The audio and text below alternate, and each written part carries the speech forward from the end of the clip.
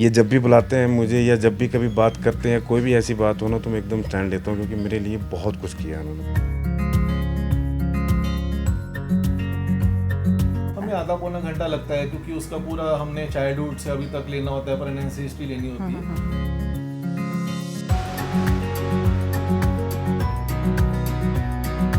Doctor Rajneesh को मैं काफ़ी पहले से जानता हूँ और मैं अपने बेटे के ट्रीटमेंट के लिए यहाँ पर आया था।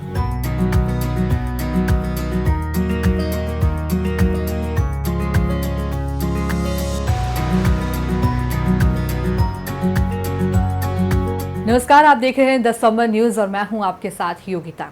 आज हम पहुंच चुके हैं डॉक्टर रजनीश होम्योपैथी क्लिनिक। यहां पर लोगों का इलाज बातचीत से किया जाता है। पहले ये जानकर हमें भी थोड़ा अटपटा लगा, थोड़े हैरान हुए, पर बाद में जब यहां पर आकर लोगों से बातचीत की, पेशेंट से बातचीत की, तो जाना कि सबसे बड़ा जो राज है इसी में छिपा हुआ है। तो ज़्यादा समय ना लेते हुए सीधा डॉक्टर रजनीश से बातचीत करते हैं। सर, बहुत बहुत स्वागत है आपका। नमस्कार जी। हाँ सर, सबसे पहले तो हम ये जानना चाहेंगे क्योंकि राज वाली बात हमें ये पता लगी है कि यहाँ पर जो इलाज होता है बीमारी का जो रूट कॉज है वो बातचीत से ढूंढा जाता है और इलाज भी बातचीत में ही हो जाता है। हाँ जी, एक्चुअली जो पेशेंट की हिस्ट्री है, केस टेकिंग हिस्ट्री है, उसी में ही कॉजेज़ होते हैं। हम एक्चुअली बीमारियों के नाम पे नहीं चलते कि माइग्रेन है तो उसको ये पेन किलर, या जॉइंट पेन से अर्थराइटिस है या उसको भी ये पेन किलर दे दिए। तो हम रूट कॉज पे पहुंचते हैं पेशेंट के। रूट कॉज मीन्स कि उसका रीज़न क्या हो सकता है। अगर हमारे पास 5 पेशेंट एक ही बीमारी के आते हैं तो सबका रीज़न अलग होता है, मेडिसिन भी अलग ही होगी। इसको कहते हैं इंडिविजुअलाइजेशन। चाहे बीमारी सेम है, क्योंकि अगर तो उसको जड़ से खत्म करना है तो हमें रूट कॉज पे पहुंचना पड़ेगा। तो हम उसकी पूरी हिस्ट्री में जाते हैं, फ्रॉम चाइल्डहुड और अभी की। फैमिली हिस्ट्री में भी कुछ डिजीज होती हैं कि जो आगे आगे चलती हैं, तो उसका ट्रीटमेंट का क्राइटेरिया भी डिफरेंट होता है। सिर्फ ये नहीं है कि ब्लड टेस्ट की रिपोर्ट हमारे पास पेशेंट लेके आ गया या सीटी स्कैन है हमारी लेके आ गया जो नॉर्मली हम देखते हैं, तो उसको दवाई शुरू हो गई, ऐसा नहीं है।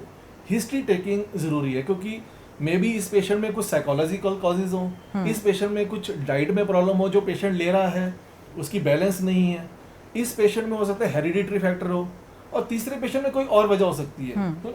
तो हम हर केस में फ्रॉम चाइल्डहुड तो अभी तक पूरी हिस्ट्री लेते हैं कि चाइल्डहुड में कोई एब्यूज, जैसे फीमेल्स में पार्शियलिटी की जाती है मेल एंड, तो उससे भी हमें ऑटोइम्यून डिसऑर्डर आता है बच्चों में, या बच्चों के पेरेंट्स जैसे कि पर्टिकुलर फील्ड में लेके जाना है और बच्चे का मन कहीं और है, तो उसमें बच्चे का एम्बिशन पूरा नहीं होता, वो भी डिजीज क्रिएट करते हैं। तो मैं आपको ये उदाहरण दे रहा हूँ कि अगर किसी को माइग्रेन भी है तो ये कॉजेज भी हो सकते हैं, तो हमें वो रूट कॉज पकड़ के वहाँ डिजीज के स्टिमुलस के ऊपर एक्शन करना है, तो वो फिर क्योर का एक्शन शुरू होता है।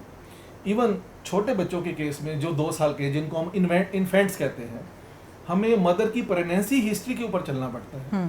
बच्चा ऑटिज्म है, छोटे से बच्चे को अभी वो 2 महीने का 3 महीना है, चेस्ट इन्फेक्शन है, छोटे से बच्चे को एक्जिमा है, तो मदर की प्रेगनेंसी हिस्ट्री में जाएंगे। कई बार वहाँ स्ट्रेस फैक्टर होता है, जैसे हस्बैंड पास नहीं रहता या मदर इन लॉ डोमिनेट, या बहुत सारे एंटीबायोटिक्स लिए होते हैं विदाउट एनी रीजन क्योंकि हमारे इंडिया में सेल्फ मेडिकेशन का बड़ा ट्रेंड है जी। तो वो किए होते हैं। स्किन डिजीज होती है छोटी सी प्रेगनेंसी में, वहाँ लोशन लगा देते हैं, जो कि कुछ कंट्रीज में ये सारी चीजें बैन है, इवन फॉरेन कंट्रीज में। मतलब ये चीजें भी बीमारी का कारण हो सकती हैं, क्योंकि सप्रेशन है ना। हमारी बॉडी लेयर की बनी हुई है, from 7 layers, ectoderm, endoderm, mesoderm. तो जहाँ डिजीज सप्रेस होगी वहाँ उस बच्चे में फ्रॉम इमोशन, फ्रॉम डाइट। अब हमने एक बच्चे का केस लिया है पर्टिकुलर डिजीज का, तो उसकी प्रेगनेंसी हिस्ट्री में बहुत सारी वॉमिटिंग्स, नोजिया। देखो कोई भी डिजीज है, अगर हम उसका रूट कॉज पकड़ लेते हैं कि ये उसकी जड़ है और उस पर काम करते हैं तो ट्रीटमेंट है। इवन ऑटोइम्यून डिसऑर्डर्स, जिसका कहा गया है कि हमारे अंदर इम्यूनिटी भटकती है और वो भटक जाती है, उसको ठीक करना मुश्किल है। अगर वो इम्यूनिटी भटकी क्यों है, अगर हम रीज़न फाइंड आउट कर लें तो ट्रीटमेंट है उसका। कितना एक पेशेंट जब आपके पास आता है तो उसको समझने के लिए, उसकी केस हिस्ट्री जानने के लिए, उसकी प्रॉब्लम को समझने के लिए कितना टाइम लगता है? हमें आधा पौना घंटा लगता है क्योंकि उसका पूरा हमने चाइल्डहुड से अभी तक लेना होता है, प्रेगनेंसी हिस्ट्री लेनी होती है। तो आधे पौने घंटे में हम समझ आते हैं कि रीज़न क्या क्या रहे हैं। इवन अगर 2 साल की हमने बात की बच्चे की, उसके बाद हमारे पास अगर कोई पर्सन 20 ईयर्स, 30 ईयर्स, 40 ईयर्स में आता है, तो हम शुरू से चलते हैं कि बचपन में कोई डोमिनेशन तो नहीं रहा, कोई अब्यूज की हिस्ट्री होती है जैसे स्कूल में टीचर्स के थ्रू या कुछ भी ऐसा है, या पार्शियलिटी की जाती है, तो हम वो सिम्टम पकड़ते हैं, डिसीव्ड, एम्बिशन एंड जो भी है। फिर बच्चा जब बड़ा होता है तो उसकी वो जो जिस लाइन में जाना होता है, जैसे मैंने आपको पहले भी बताया, जी, पेरेंट्स जी, उस जी, लाइन में नहीं जाने जी। देते, तो सोच के उसको भी डिजीज डेवलप होती हैं कि मैंने उस लाइन में जाना था और मेरे पेरेंट्स ने यहाँ करा दी। ये हमें पेशेंट खुद बताते हैं, बच्चे खुद बताते हैं कि हम जबरदस्ती ये कर रहे हैं कि हमें उस लाइन में जाना था। तो जब अपने पुराने बिल्कुल। फ्रेंड्स को देखती हूँ उस लाइन में गए हुए, तो मुझे बड़ी ठीक, जेलसी फील होती वो वही चीज़ है, वो भी कॉज बन सकती है। जेलसी एक टाइम के बाद एक हद से ज़्यादा हमारे अंदर डिजीज क्रिएट करती है। फिर जब बच्चे की शादी होती है तो आपस में जो मिसअंडरस्टैंडिंग्स होती हैं वो डिजीज क्रिएट करती है, उनको डोमिनेट किया जाता है। जैसे बच्चा बड़ा रिस्पॉन्सिबल है बट आफ्टर मैरिज उसको कुछ भी नहीं समझा जाता, तो वो भी एक माइग्रेन का कारण बनती है। तो हमें हर एंगल से देखकर उसकी फिर डाइट पैटर्न, नाइट्स में जैसे नाइट क्लब्स हैं, लेट खाना, आके सो जाना, अल्कोहल ड्रिंक्स, ड्रग्स, ये डिजीज क्रिएट करती है। तो कॉजेज तो बहुत सारे होते हैं, सिर्फ बीमारी का कारण ये नहीं है कि माइग्रेन है वन साइड है, राइट साइड, लेफ्ट साइड और दवाई दे दी। तो हमें ये रीजन में जाना पड़ेगा। अगर हम इस रीजन में जाएंगे, किसी सी भी पैथी में जाएंगे, और वो तो उसका क्योर पॉसिबल है। ये तो हो गई कि रूट कॉज ढूंढने वाली बात। और अब बात आती है कि मेडिसिन्स इन सारी प्रॉब्लम्स में, क्योंकि हर एक प्रॉब्लम का रूट कॉज अगर अलग होगा तो उन चीज़ों में मेडिसिन कैसे काम करती है? मेडिसिन हमारी होम्योपैथी काम करती है इम्यूनिटी के ऊपर, क्योंकि ये जो मैंने आपको जो कारण बताए ये बहुत कम है। होम्योपैथिकली बहुत और रीजंस होते हैं जो हिस्ट्री टेकिंग होते हैं, इतना हमारे पास समय ही नहीं है। तो जो इम्यून सिस्टम है जब वो भटक जाता है, इग्नोर हो जाता है बॉडी में, तो वो कई बार ओवर एक्ट कर देता है। तो हम जब उसको उसकी डिजीज के कारण के ऊपर, रूट के ऊपर, उसके कॉज के ऊपर मेडिसिन से स्टिमुलस करते हैं, तो उसी पेशेंट का इम्यून सिस्टम इंक्रीज होता है जो डिजीज को ओवरकम करता है। हमारी पैथी में ऐसा नहीं है, ये माइग्रेन की दवाई है, ये जॉइंट पेन्स की दवाई है, ये आपके बालों की दवाई है, मार्केट से जाके ले लो, ऐसा नहीं है। हमारे पास कंसल्ट कर इसीलिए पेशेंट को करना होता है क्योंकि हमें उस पेशेंट की इम्यून सिस्टम को इंक्रीज कैसे करना है कि वो डिजीज को ओवरकम करे। हमारी बॉडी में पंजाब पुलिस भी है, मिलिट्री फोर्स भी है, आर्मी फोर्स भी है। जब हम इम्यूनिटी को एक्यूरेट करेंगे, वो खुद देखेगी कि हमें किस फोर्स को भेजना है और वो डिजीज को ठीक करेगी वो। चलिए, ये तो बात हो गई कि इम्यूनिटी पे हम वर्क करती हैं। डॉक्टर रजनीश क्लिनिक की अगर बात की जाए तो कौन कौन सी स्पेसिफिकली जो डिजीज़ हैं वो यहाँ पर उनकी मेडिसिन सी जाती है? हमारे पास यहाँ एलर्जिक राइनाइटिस, जैसे छींके जुकाम बहुत लोगों को लगी रहती हैं और वो nasal drops, anti allergy drops डालते हैं, वो पेशेंट्स ठीक हुए हैं। जिनको बच्चों को एडिनोइड्स एंड टॉन्सिल्स के लिए ऑपरेशन कहा गया था कि ये काटने पड़ेंगे, वो हमारे पास ठीक हुए हैं। देखिए, हमारे पास कई ऐसे पेशेंट भी आते हैं, टॉन्सिल निकाल दिया, मतलब आपने एक कमरे से गार्ड हटा दिया और इन्फेक्शन थ्रोट की जगह सीधा लंग्स में जाएगा और वो पेशेंट्स को अस्थमा के चांसेस रहते हैं। गॉड गिफ्ट है ये टॉन्सिल्स, इसको बचाना एक होम्योपैथ का फर्ज है ताकि वो गार्ड बचे रहें और ना थ्रोट में इन्फेक्शन हो, चेस्ट में इन्फेक्शन हो। हमारे पास माइग्रेन के बहुत पेशेंट्स ठीक हुए हैं, हम उनका रीज़न ढूंढते हैं। Asthma, joint pains, rheumatic arthritis, kidney stones, तो हम कह सकते हैं कि हर चीज़ का इलाज है अगर सही से काम किया जाए। इवन बाल्डनेस, हेयर फॉल के केसेस, विटिलिगो, फुलवेरी के केसेस, अभी आपको शायद पेशेंट ने रिव्यू दिया होगा, वो हमारे पास ठीक हुए हैं। एक्जिमा सोरेसिस, जो कि एक्जिमा सोरेसिस विटिलिगो एक स्किन डिजीज नहीं है, इम्पैक्ट ऑन स्किन है, this are auto immune disorder. अगर उसको हम स्किन डिजीज कहेंगे तो पेशेंट क्या करते हैं, स्टीरॉयड ऑइंटमेंट्स लगाते रहते हैं, जो कि अंदर से इम्यूनिटी भटकी हुई है, उसका इम्यून सिस्टम जब इंक्रीज करेंगे, ये ऑटो इम्यून डिसऑर्डर है, हमारी इम्यूनिटी खुद इन डिजीज को ठीक करेगी। तो उनका भी ट्रीटमेंट होम्योपैथी में है। पेशेंट्स से जब हम बात कर रहे थे तो कई सारे ऐसे पेशेंट्स भी थे जो बड़े बड़े जो हॉस्पिटल से जो नकारे हुए हम कह सकते हैं, क्योंकि एक पेशेंट का रिव्यू बहुत ज़बरदस्त था कि उनकी वाइफ को पैरालिसिस का अटैक हुआ और डॉक्टर्स, क्योंकि हम अगर एलोपैथी में अगर हम जाएं, किसी भी थेरेपी की हम वो बुराई नहीं कर रहे, पर उनको काफ़ी टाइम तक हॉस्पिटल में रखा भी गया और बाद में वो आपके पास आए और विद इन लाइक 3 और 4th डे ही उनको जो है उसका रिजल्ट दिखना शुरू हो गया, उनकी वाइफ की बॉडी में मूवमेंट भी शुरू हो गई थी। मैडम, उस पेशेंट की हमने साइकोलॉजी समझी, उस पेशेंट में हिडन सिम्टम हमने समझे, हिडन कुछ ऐसी चीज़ें थी जो हम डिस्क्राइब नहीं कर सकते, वो हमने समझे, हमने उन चीज़ों के ऊपर दवाई दी और बॉडी ने रिस्पॉन्ड किया। हॉस्पिटल, देखो हर पैथी का अपना एक वो है, हम क्रिटिसाइज नहीं करते, एलोपैथी बहुत डिजीज में काम आती है, बट मैं ये बड़ा श्योरली कह सकता हूँ क्योंकि कुछ ऑटोइम्यून डिसऑर्डर्स हैं, लाइक जैसे हम क्रोनिक डिजीज कहते हैं, उसका होम्योपैथी में इसलिए क्योर है क्योंकि हमारी जो मेडिसिन है वो by default he immune system के ऊपर काम करती हैं और वो एम्ब्रोलॉजी की थ्योरी है जो ectoderm, endoderm, mesoderm, organs of mesoderm, उसमें काम करती है। क्योंकि छोटे से शब्दों में बताऊंगा क्या होता है कि जब किसी को स्किन रैशेस होते हैं वो एक्टोडर्म में होते हैं, फर्स्ट लेयर ऑफ बॉडी। जब वहाँ से हम ऑइंटमेंट या स्टीरॉइड से स्प्रेस करते हैं तो डिजीज सेकंड लेयर में जाती है, सेकंड लेयर से बनती है हमारा लंग्स एंड गैस्ट्राइटिस। और जब हमारे पास patient after suppression from first layer to second layer आएगा, जब हम उसके अस्थमा की ट्रीटमेंट करेंगे लंग्स की, तो ऑटोमेटिकली उसकी सेकंड लेयर ऑफ बॉडी जो एंडोडर्म है वहाँ से निकल के फर्स्ट लेयर में आएगी। तो डिजीज जैसे गई वैसे ही बाहर आई, परमानेंट क्योर होगा। अगर डिजीज मीजोडर्म में चलेगी, ये जॉइंट पेन्स हो गए और हिस्ट्री में है कि उसको पहले स्किन डिजीज रहती थी 5 साल पहले, 6 साल पहले, जब हम उसकी जॉइंट पेन्स का ट्रीटमेंट करेंगे, ऑर्गन्स ऑफ थर्ड लेयर में मीजोडर्म के ऊपर वर्क करेंगे, वहाँ दवाई काम करेगी तो फर्स्ट लेयर में आएगी, तो वो परमानेंटली ठीक हो जाएगा। मतलब जहाँ से डिजीज गई है वहीं से वो रिमूव होगी। क्योंकि हमारा जब मेडिसिन देते हैं, जो हमारा ढंग है वो कॉज के ऊपर काम करती है। जब हम दवाई देंगे इम्यून सिस्टम इंक्रीज होगा, इम्यूनिटी डिजीज को बाहर फेंकेगी। जैसे हम एक कमरे से कूड़ा निकाल के बाहर फेंकते हैं। एक क्योंकि होम्योपैथी के बारे में एक ये बहुत सारी लोगों के व्यूज़ बने, विचार एक बना हुआ है कि होम्योपैथिक जो मेडिसिन है वो बड़े धीरे से काम करती है। क्योंकि अगर if I am not wrong, अब होम्योपैथी भी इस लेवल तक डेवलप हो चुकी है कि वो इंस्टेंट रिलीफ तक के मेडिसिन भी अब होम्योपैथिक में आ गए। वो पहले भी था, वो अब भी है। एक्चुअली क्या है, जब पेशेंट हमारे पास बहुत सारी दवाइयाँ खाने के बाद आता है तो कुछ मंथ तो उसकी दवाई छुड़ाने में लग जाते हैं। ठीक, जैसे स्टीरॉइड्स ले रहा है, उसकी बॉडी में से वो असर खत्म करना होता है। जॉइंट पेन्स है, उसमें स्टीरॉइड शुरू हो गए हैं, तो हम जब मेडिसिन छुड़वाएंगे तो विड्रॉल सिम्टम आएंगे। तो पेशेंट समझता है कि बीमारी बढ़ गई होम्योपैथी से, वो बढ़ती नहीं है, वो विड्रॉल सिम्टम्स होते हैं। क्योंकि वो पहले जो अंदर है शरीर में उसको खत्म करना है, सो दैट कि मेडिसिन वर्क करे। It depends upon patient age, chronicity of disease और पहले क्या ट्रीटमेंट ले चुका है। अगर हमारे पास डायरेक्ट पेशेंट आता है तो मैं वेरी श्योर कहता हूँ पेशेंट की इमीडिएटली डाइट चेंज करते हैं। क्रॉनिसिटी मतलब कि उसको पहले कितनी लंबी, वो पुरानी कितनी है वो बीमारी। डायरेक्ट पेशेंट आएगा, हम उसकी डिजीज को समझेंगे, उसको इम्यून थेरेपी देंगे, इम्यूनिटी की मेडिसिन देंगे, उसके साइकोलॉजिकल कॉजेज, मेंटेनिंग कॉजेज के ऊपर हम काम करेंगे, तो वो परमानेंटली ठीक होगा। उसकी डाइट अगर इरेगुलर है वो हम चेंज करेंगे, अगर उसकी स्लीप में प्रॉब्लम है हम वो चेंज करेंगे, अगर वो ड्रग्स लेता तो उसको समझाएंगे कि ये आपकी बॉडी को खराब कर रहा है, इम्यूनिटी को भटका रहा है, तो हम वो एक्यूरेट करेंगे।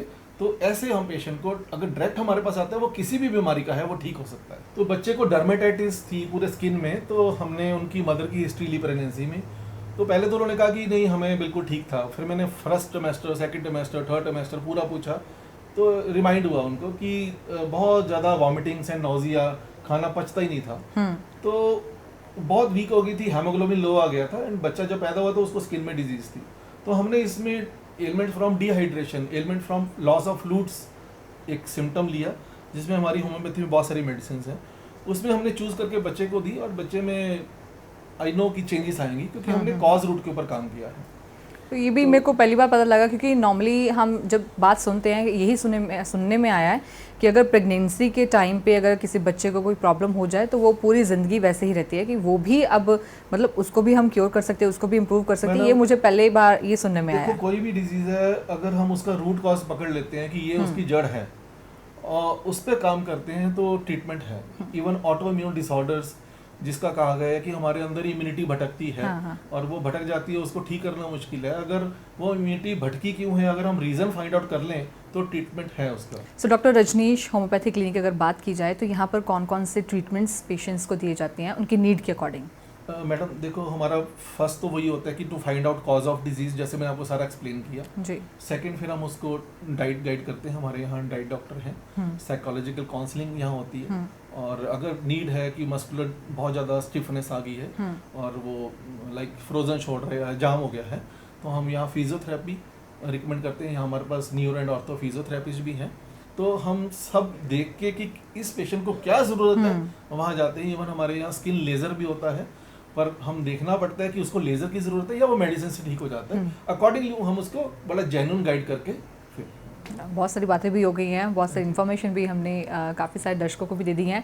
और अब एक जो आखिरी चीज़ बचती है वो है अपने क्लिनिक का एड्रेस बताइए, और कैसे वो आपसे कांटेक्ट कर सकते हैं, कैसे जो अपॉइंटमेंट जो है वो बुक कर सकते हैं, कैसे या फिर वो वॉक इन भी आ सकती हैं, वो सारी बताइए। हमारा एड्रेस है जी, house number HM8 phase 3B1 Mohali, और मेरा कॉन्टैक्ट नंबर है 9872 490151। सो बिल्कुल जैसे डॉक्टर रजनीश गुप्ता ने बताया कि ये है उनका एड्रेस और उनके जो फ़ोन नंबर है, नीचे जो एक पट्टी चल रही है उस पर एड्रेस भी मेंशन किया हुआ है और उन पे फ़ोन नंबर भी चल रहा है। सो जो अगर किसी भी पेशेंट को, अगर किसी को भी ज़रूरत लगती है, वो काफ़ी समय से, लंबे समय से मेडिसिन खा रहे हैं और उनको असर नहीं दिख रहा है, तो वो एक बार ज़रूर डॉक्टर रजनीश गुप्ता से आकर ज़रूर मिलें। फिलहाल के लिए इतना ही, बाकी और खबरों के लिए देखते रहिए आप द समर न्यूज़। मेरी पहली बेटी थी, 11 साल के बाद पैदा हुई थी। तो जब मैं इनके पास आया, बड़ी उम्मीद से, वैसे मन कर रहा था शायद मुझे यहाँ कहीं रास्ता मिल जाएगा। आया, इनसे मुलाकात हुई, इन्होंने फ़ाइल देखी, बनाई भी, सारा मेरे से पूछा। जब इन्होंने बताया तो कहा कि संजीव जी, मैंने सारा कुछ स्टडी कर लिया है, आप बेफिक्र हो जाओ। आज से ये बेटी मेरी है, आपको जब ठीक हो जाएगी मैं आपको सौंप दूँगा। तो 9 महीने इन्होंने ट्रीटमेंट किया उसका, और फर्स्ट वीक से ही मेरे हिसाब से तो मुझे रिज़ल्ट मतलब दिख रहे थे और मुझे थोड़ी ना राहत मिली। मैंने वैसे सोचा नहीं था कि ऐसा हो जाएगा, बट मेरी सोच से भी परे चला गया। मेरी बेटी है 6 साल की थी उस टाइम, तो उसको ना आँख पे थोड़ा सा फुलवैरी का हुआ था मार्क, तो उससे हम बहुत घबरा गए थे। पूरे मॉर्निंग हमने देखा था, तो इवनिंग जब उसके पापा आए ड्यूटी से तो हमने पूरा चंडीगढ़ घूमा, तो उस टाइम पूरे डॉक्टर चले गए थे। फर्स्ट टाइम में बड़ा अच्छा रिस्पांस मिला हमें। कितने टाइम में उनकी जो स्किन डिजीज़ थी वो क्योर हो गई कम्प्लीटली, वो पूरी ठीक हुई? मैम 150 ईयर, 1.5 साल में। मुझे ये लगा कि जो थायराइड है बेसिकली ये बहुत सारी और बीमारियों को करता है। तो मैं डॉक्टर रजनीश के आया तो उन्होंने जो है एक तो उसके बहुत डीपर टेस्ट कराए, जो जनरली थायराइड के टेस्ट लोग कराते हैं, सही आता है, but still there are symptoms of thyroid. तो उन्होंने काफ़ी डीपर टेस्ट कराए, उन टेस्ट से उन्होंने निकाला कि एक्चुअली प्रॉब्लम क्या है। उसके बाद उन्होंने मुझे मेडिसिन दी और बहुत क्विकली वो थायराइड ठीक हो गया। उसके बाद और भी जैसे कोई मुझे सिम्टम होता है तो मैं आता हूँ, तो मैं एलोपैथी प्रेफर नहीं करता, मैं होम्योपैथी प्रेफर करता हूँ, क्योंकि मुझे लगता है कि शायद होम्योपैथी उससे मतलब कम तेज़ तो असर नहीं करती, मतलब उसके इक्विवेलेंट तो है ही कम से कम। तो इसलिए मुझे होम्योपैथी मतलब लेना अच्छा लगता है। मुझे मल्टी प्रॉब्लम्स थी, शुगर की मेन हो गई, मेन चेस्ट की हो गई, बाकी थोड़ी बहुत ही रहती हैं और भी। तो मैं सर के पास ही आ रहा हूँ और काफ़ी ज़्यादा फ़र्क है। कैसा एक्सपीरियंस रहा, क्योंकि जिस तरीके से बात करने का डॉक्टर का लहजा और बात समझने का? पॉजिटिव माइंड है, पॉजिटिव सोचते हैं पेशेंट, तो आधा उनसे बात करके ठीक हो जाता है, बाकी मेडिसिन से हो जाता है जो देते हैं वो। ਡਾਕਟਰ ਸਾਹਿਬ ਦੇ ਅਸੀਂ ਬਿਲਕੁਲ ਪੜੋਸੀ ਹਾਂ, ਪਿਛਲੇ 20 ਸਾਲਾਂ ਤੋਂ ਅਸੀਂ ਇੱਥੇ ਕਲੀਨਿਕ ਤੋਂ ਆ ਰਹੇ ਹਾਂ। ਲਾਸਟ 9 ਜੂਨ ਨੂੰ ਮੇਰੇ ਵਾਈਫ ਨੂੰ ਮਤਲਬ ਬ੍ਰੇਨ ਸਟ੍ਰੋਕ ਜਿਹਾ ਹੋ ਗਿਆ ਸੀ। ਉਹ ਅਸੀਂ ਡਾਕਟਰ ਸਾਹਿਬ ਮੇਰੇ ਰਿਲੇਟਿਵ ਵੀ ਨੇ, ਉਹਨਾਂ ਕੋਲ ਹੀ ਲੈ ਕੇ ਗਏ ਨਿਊਰੋ ਸਰਜਨ ਲੁਧਿਆਣੇ। ਉਹਨਾਂ ਨੇ 1 ਮਹੀਨਾ ਉੱਥੇ ਰੱਖਿਆ, ਬੜਾ ਠੀਕ ਹੋ ਗਏ। ਬਟ ਘਰ ਆ ਕੇ ਫਿਰ ਡਾਕਟਰ ਸਾਹਿਬ ਨੇ ਦਵਾਈ ਦਿੱਤੀ, ਕਿਉਂਕਿ ਉਹ ਹਿੱਲ ਨਹੀਂ ਸਕਦੇ ਸੀ, ਰਾਈਟ ਸਾਈਡ ਉਹਨਾਂ ਦੀ ਬਿਲਕੁਲ ਖਤਮ ਸੀ। ਡਾਕਟਰ ਸਾਹਿਬ ਦੀ ਮੈਡੀਸਨ ਨਾਲ ਉਹਨਾਂ ਨੇ ਖਾਣੀ ਸ਼ੁਰੂ ਕੀਤੀ, ਜਿੱਦਾਂ ਕੋਈ ਚਮਤਕਾਰ ਹੁੰਦਾ। ਦੂਜੇ ਤੀਜੇ ਦਿਨ ਤੋਂ ਬਾਅਦ ਹੀ ਉਹਨਾਂ ਨੇ ਲੈਗ ਹਿਲਾਉਣੀ ਸ਼ੁਰੂ ਕਰ ਲਈ, ਉੱਠਣਾ ਸ਼ੁਰੂ ਕਰਤਾ, ਵਧੀਆ ਹੋਇਆ। जब मेरा बेटा छोटा था, 3.5 साल का था, तो अब वो 14 इयर्स का हो चुका है। तो उसको एक्चुअली बचपन में ही थोड़ी प्रॉब्लम आई थी, तब 2-3 इयर्स का था, तो उसको एक्यूट कॉन्स्टिपेशन की प्रॉब्लम आई थी। तब हम जम्मू में थे, अनीमा भी हमने करवाया, कि जो कि हमारे लिए बहुत ही पेनफुल प्रोसीजर था। हम डॉक्टर के रजनीश गुप्ता जी के पास आए, तो मैंने अपने बेटे की बात करी, तो इन्होंने बोला कि मैम आपका बेटा ठीक हो जाएगा। तो इन्होंने हमें 5 मंथ का टाइम दिया कि 5 मंथ आप इनको मेडिसिन दो। विदिन 3 मंथ मेरे बेटे की कॉन्स्टिपेशन पूरी तरह क्योर हो गई। मुझे एक्चुअली सीजनल एलर्जी थी, मतलब हर साल ना, तो मैंने पहले अपना एलोपैथी भी ली, तो फिर उसके थोड़े साइड इफ़ेक्ट होते हैं। तो इनके पास आया तो मैं मतलब within a month I am okay. हाँ जी, तो अब मुझे कभी नीड पड़ी नहीं। डॉक्टर रजनीश को मैं काफ़ी पहले से जानता हूँ और मैं अपने बेटे के ट्रीटमेंट के लिए यहाँ पर आया था। उसको अराउंड 3 साल से कुछ न्यूरो प्रॉब्लम आ गई है, तो जो हमने डायग्नोस कराया था, मैं एम्स भी ले गया था, उसको पीजीआई भी ले गया था, तो उन्होंने अटैक्सिया बताया। कहते इसका कोई ट्रीटमेंट नहीं है, अमेरिका में भी रिसर्च चल रही है। तो मैंने क्यों ना मैं एक बार रजनीश से करूँ कंटेक्ट। तो मैंने ये कहते भी होम्योपैथिक में स्लो है, लेकिन हर एक चीज़ का इलाज है। 4-5 मंथ्स हो गए हैं, उसमें काफ़ी चेंजेस आए हैं, इम्प्रूवमेंट है। अब जैसे वो अपना खाना भी खुद खा रहा है, जूस वगैरह लेना होता है वो खुद लेता है, पहले हमें पिलाना पड़ता था उसको।